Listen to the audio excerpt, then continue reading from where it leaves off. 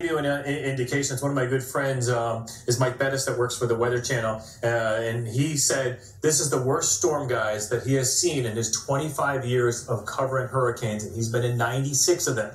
Just to give you an idea of the pictures and the damage that is being done. Some of the storm chasers that have been doing this for decades are saying that this is one of the worst that they've ever experienced. And I hope it's not as bad as I'm making it sound, but I got a bad feeling it is.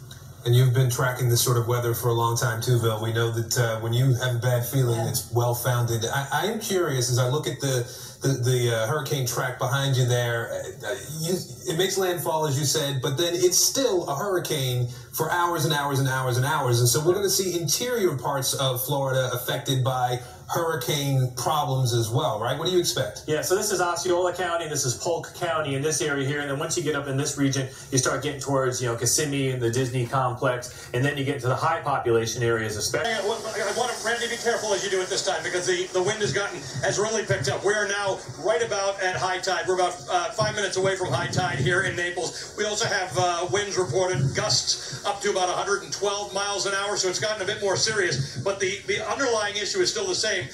And that is that there's no delineation anymore between the Gulf of Mexico and Naples. This was a motorway, a parking lot.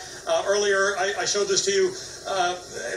There were cars on the left and cars on the right. Now there's just cars pushed back on the middle. As that surge pushes in, as Randy's showing you, the cars are being pushed further and further into the street, and we're seeing much more debris now. We're seeing much more happening.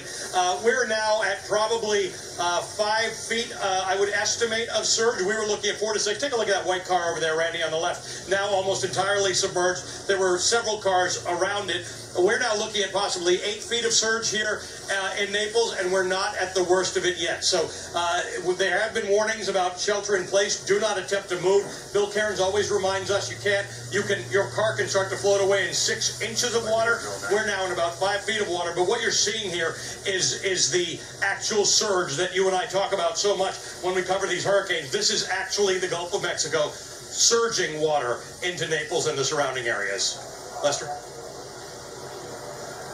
Pine Island, hard. This isn't too far from Sanibel Island in Lee County, and you can see the wind is blowing water, slamming up onto the ground there and up against those buildings. And these images show how things look in Naples right now. Roads are completely underwater there. You can see the trees are being blown there in the very strong winds. This was tweeted out by Naples police. And take a look at the conditions right now out of Fort Myers. You can barely see, just because of the wind and the rain that is pelting that area right now. Intense storm surge moving in, lots of water, lots of flooding. This is a dangerous situation there as this hurricane continues to pound this area there. And here we have another live look, I believe, out of Fort Myers. This is out of a tower camera there. You can see the water and the rain continuing to fly across that camera image there. And this camera is very shaky because the wind, again, continues to lash this particular area. We'll keep bringing you new video and photos as Is as bad as the experts feared. Hurricane Ian has made landfall in Florida, and the experts say if you had plans to leave and haven't, stay where you are. The storm has intensified to a near Category 5 status, wreaking havoc on everything in its path. It's hell on earth as Hurricane Ian slams into Florida.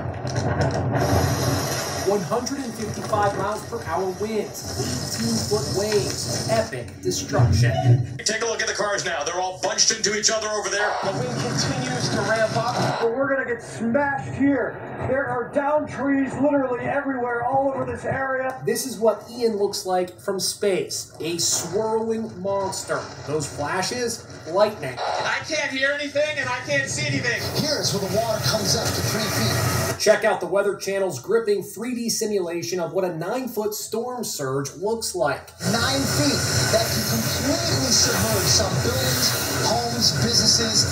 This, in many cases, is not survivable. Look at the wind howling through here. Their reporters were in the thick of it, wearing baseball helmets for protection against projectiles. I just got knocked on my butt. You can hardly see anything out here. Jim Cantori had some close calls. First, he almost got struck by lightning. Then he got hit with a tree branch. There are cars floating. Tony and Emily Massey are riding out the storm in their high-rise in Naples. They lost power as the city flooded. This is where the pool was. The pool is underwater. The pool's gone. Much of Florida is hunkered down today. The state's famous amusement parks, Disney, Universal, Legoland, and SeaWorld all closed as the state gets absolutely hammered.